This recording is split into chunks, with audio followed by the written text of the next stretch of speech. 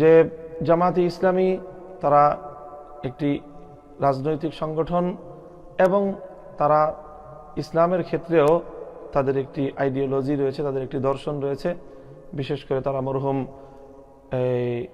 মাওলানা মওদুদী সাহেব, আবুল আলা মওদুদী সাহেবের তারা চিন্তা দর্শন লালন করে থাকে এবং তার ফলো করে থাকে, তাকে ফলো করে থাকে। এছাড়াও জামাতে ইসলামের রাজনৈতিক দর্শনের মধ্যে আরও তারা সাংগঠনিকভাবে বিভিন্ন চিন্তা লালন করে থাকে। এই সকল চিন্তাগুলোর ব্যাপারে ইতিপূর্বেও আমি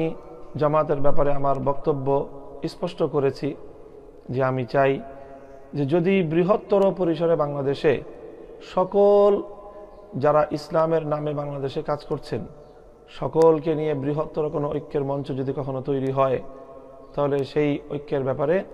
অতীতে আমাদের পূর্বসূরীরা যেভাবে করেছেন তাদের সেই নীতি এবং আদর্শের আলোকে ভবিষ্যতেও কোনো বৃহত্তর ঐক্যের ক্ষেত্রে যতগুলো স্কুল অফ থট বাংলাদেশে রয়েছে ইসলামের দৃষ্টিকোণ থেকে, যেমন সালাফি রয়েছে, আহলে হাদিস রয়েছে, ওখানে আহলুস সুন্নাহ ওয়াল জামাত নামে বেরলভি জামাত যারা রয়েছে সেই জামাত সহ, এবং এদিকে জামাতে ইসলাম, তারপরে এদিকে দেওবন্দি ঘরানা, সবগুলো ঘরানার সমন্বয়ের যদি কখনো কোনো পরিবেশ তৈরি হয়, যেমনটি আমাদের উপমহাদেশে হযরত মাওলানা ফজলুর রহমান রহমতুল্লাহ দামাত বারাকাতুহুমুল আলিয়া তিনি মুত্তাহিদা মজলিসে আমলের মাধ্যমে ইসলামের নামে সকল পক্ষগুলোকে একীভূত করে দীর্ঘমেয়াদী একটি পথযাত্রায় তারা বেশ সাফল্য অর্জন করেছেন এবং ইসলামকে রাজনৈতিকভাবে রাষ্ট্রের মধ্যে একটি শক্তিশালী জায়গায় তারা উন্নীত করতে সক্ষম হয়েছেন। এবং তারা সেই তাদের বৃহত্তর ঐক্যের মধ্যে আমাদের দেশের তুলনায় আরও অনেক বেশি আকিদাগত এবং ইসলামী দৃষ্টিভঙ্গি থেকে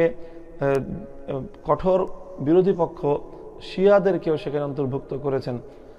মাওলানা মওদুদী সাহেবের অনুসারী জামাতকে যেরকম অন্তর্ভুক্ত করেছেন, কাজেই সেই ধরনের মাওলানা ফজলুর রহমান সাহেবের আদর্শে অথবা তার চিন্তাধারায় যদি আমাদের দেশেও হাক্কানি উলামায়ে ইকরামের নেতৃত্বে বৃহত্তর এই ধরনের কোনো ঐক্যের প্ল্যাটফর্ম কখনো তৈরি হয়, বাংলাদেশের রাষ্ট্র ব্যবস্থায় ইসলামকে প্রতিষ্ঠিত করবার সেই প্রয়াসে অবশ্যই আমার অংশগ্রহণ এবং আমার সহযোগিতা, আমার সর্বাত্মক এই চেষ্টা সেই বিষয়ে অবশ্যই থাকবে। সেটি একটি ভিন্ন বিষয়। কিন্তু এছাড়া দল এবং আদর্শগত জামাতে ইসলামের ব্যাপারে আমাদের বক্তব্য পরিষ্কার। আমি ইতিপূর্বেও একাধিক বক্তব্যে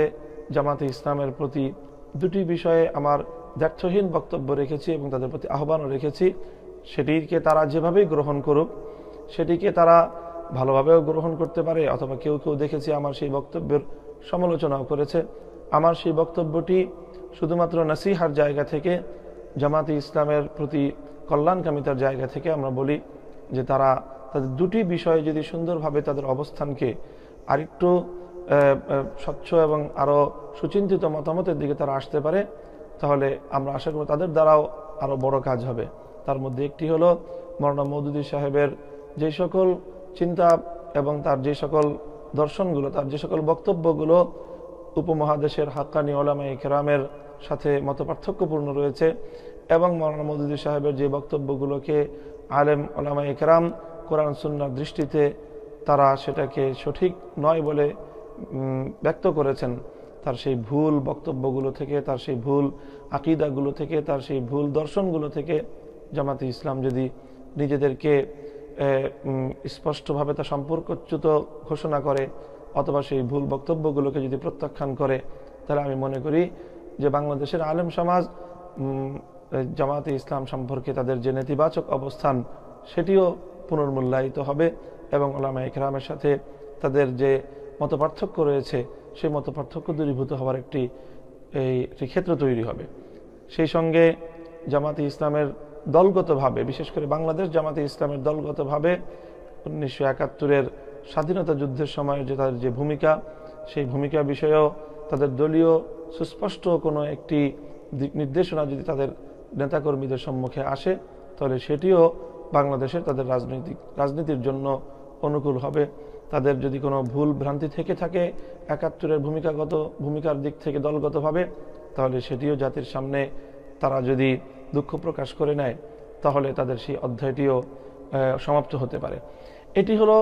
জামাতে ইসলামের ব্যাপারে আমার স্পষ্ট বক্তব্য এবং একাধিকবার ইতিপূর্বে আমি ব্যক্ত করেছি। কাজেই সেক্ষেত্রে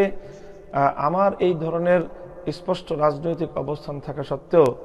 আমার কিছু শুভানুধ্যায়ী বা আমাদের মহলেরই কিছু ঘাপটি মেরে থাকা ষড়যন্ত্রকারী কিছু ঈর্ষাপরায়ণ